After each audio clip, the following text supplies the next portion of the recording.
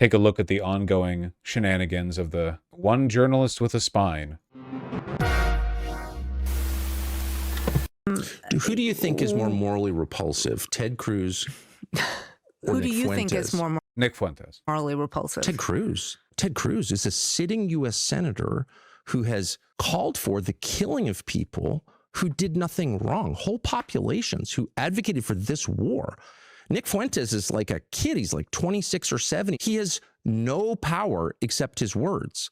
Here you have a public official who we pay, who has actual power, who's voting for things, who's making policy decisions. And those decisions would include, in fact, they are focused on the murder of people who did nothing wrong. And yet no one thinks it's a big deal. Well, this is totally fine. I mean, if there's tape. Cruz has more power to do evil. Whenever I think of Zionism now, the phrase that flashes in my mind is actual existing Nazism, where there are a million flavors of would-be American Nazi who in practice accomplish little more than creating niche internet micro-communities and fleecing money off Bitcoin whales.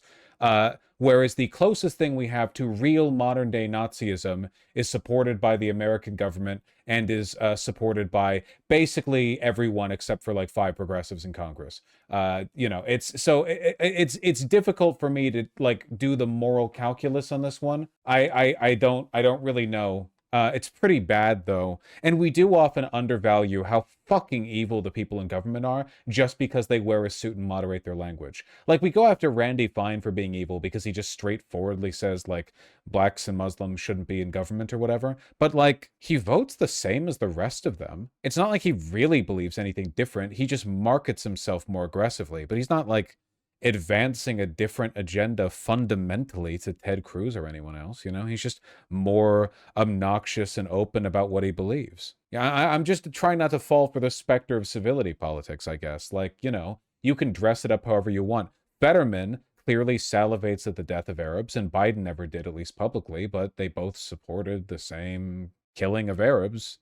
Of Nick Fuentes saying we should kill people because we hate their parents, or it's okay to kill children. I would love to see the tape because that's disgusting. And that obviously Fuentes has called for mass death many times, but you know, we're not gonna, we know what Tucker Carlson's game is. So it's, you know, we don't need to engage with it. It's basically what the entire U.S. Senate does every single day, and no one notices. Nick Fuentes said something naughty that I disagreed with. He made fun of things that I don't think I would never make fun of them. He's a white nationalist who's denied the Holocaust. And what I will say, okay, but is that worse than killing kids? From my understanding of my own, you know, I was just in. The best take I've seen on this is that Carlson outmaneuvers his opponent here because Zionism and everything associated with it forces these people into a position where they cannot be honest. If you confront a Zionist in American media or politics, you can push them into a position where they have to openly lie, not even lie convincingly. They have a limited script, and it's a very transparent one, and it's very, very easy to tear into. And once you've pushed them into that corner, you can just dance around them. It doesn't matter. You can pretend Nick Fuentes is just a baby boy who doesn't believe anything bad. You are so limited now because you are backed into a corner. You have to defend the Zionist murder project no matter what. You cannot accept equivocacies because any sane person, and again, I'm sure the average Democrat would like disagree with this, but every Zionist in Congress has killed more innocent people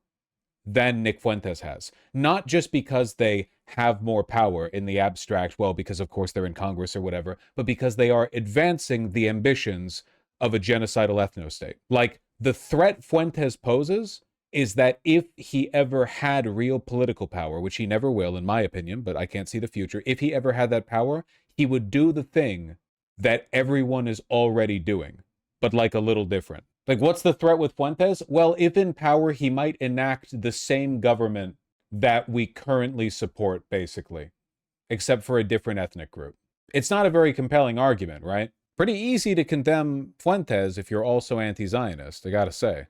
Germany recently, and, you know, it was such a good reminder that the Holocaust didn't start with the gassing of Jews. It started with the dehumanization of Jews. It was language that was used. And again, that is what it concerns people. I couldn't agree more. And that's why when you have a U.S. senator a member of Congress, a U.S. ambassador, waving away civilian deaths as if they don't matter. That's the language of genocide, which results, and this is the lesson of the Holocaust, in genocide itself. And it has. So the lesson... It's an unassailable position. He's disingenuously leveraging it to defend Fuentes, but what he's saying here is inarguable. Oh, well, the language is part of the genocide. Yeah, okay, well, in addition to the fact that Israel's doing the killing part of the genocide, they also do the language part of the genocide. And for me, really, watching all of this, is that this can happen in civilized countries. In all human beings, there is the capacity to ignore the evil right in front of you. And my point is, it's happening right now. And my job, to the extent I have one, I don't really have a job, but I just want to remind people that we're... Me too, buddy. Right there with you. All capable of that, including me, and that we're watching it right now. And if you think that If he's going to grift, why can't you grift left? Because grifters towards the left, the most they can nail, maybe, is like an RT position or like a profitable YouTube channel, whereas grifting to the right can get you to be the right-hand man of the president of the United States. Like every person in the cabinet is a grifter, all of them. Like the ceiling for grifting is unimaginably high. You can basically get as powerful as any human has ever been grifting to the right, whereas grifting to the left is like your tweets pop, but also you get RT money, I guess. Like, okay. Fuentes is a greater threat to other human beings than Ted Cruz, I would love to know how. I can imagine people hearing this and thinking you are soft-pedaling Nick Fuentes. You are apologizing for Nick Fuentes. I'm hardly soft-pedaling Nick Fuentes. I'm trying. She can't actually engage with these arguments. Like she can't actually do anything about them, you know? To awaken people to killing of innocents in our midst, which we are not only encouraged to ignore, but really told to ignore on pain of being denounced. And I'm just saying, no, I'm not doing that. The argument that she's making, if you read between the lines, and I don't think it's difficult to do so, is that the perceived threat against Jewish people that Nick Fuentes represents through statements that are currently not even close to being enacted through the force of the U.S. government, that is to say, like, mass anti-Semitism and other Holocaust, whatever, is worse than the actual implementation of those ideas against Arabs in the Middle East, which is morally abhorrent and indefensible, but they have to stick to it, which makes them so vulnerable to pushback. And unfortunately, like, I wish a lot of the people on the left would understand this. I don't think we should. People sometimes ask, like, well, oh, he's on our side, shouldn't we accept? He's not. He's evil. Tucker Carlson is evil. He's not on our side. He's an open white nationalist. He remains right now an open, like he's literally talked about it. He talked about it with Professor Zhang. But we can learn something here, which is that Tucker Carlson is able to fucking dog walk these people. Some of the most influential, reputable people in the media space, not merely by being anti-Zionist, but by being very confrontational about it. You know, don't just say what you believe, challenge them on what they believe. Like, and unfortunately, there's a limit to what you can get away with when you're running for office. I don't expect Mamdani to like call the debate moderator a genocidal freak, even though they often are.